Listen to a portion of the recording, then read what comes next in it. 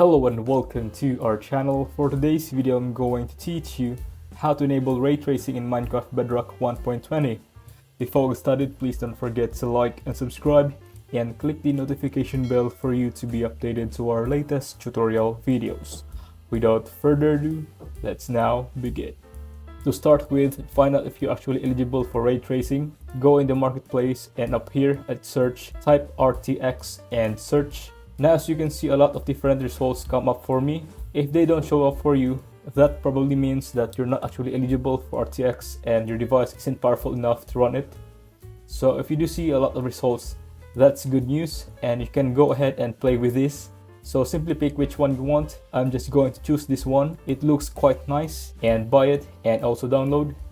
And once that's downloaded,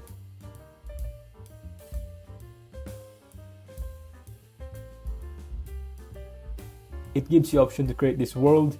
So simply click that and choose which settings you want and click create when you're ready.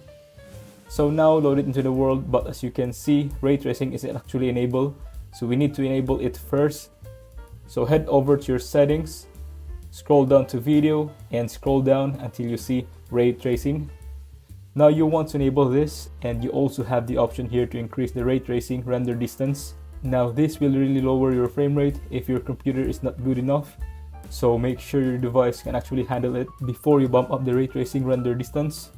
As you can see, I'm loaded in and ray traces enable, and it looks insane.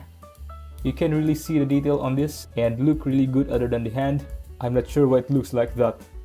If you find this video helpful, leave a thumbs up, share it to your friends, and hit the subscribe button. Thanks for watching, and I'll see you soon in the next video.